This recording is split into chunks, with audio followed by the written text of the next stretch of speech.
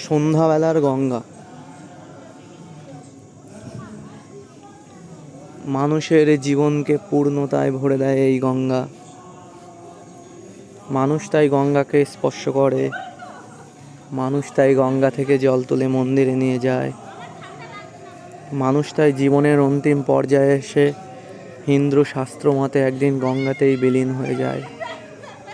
গঙ্গার এই প্রবাহমানতা অনন্তকাল ধরে চলে আসছে মানুষের মনে পবিত্র বিশ্বাস নিয়ে।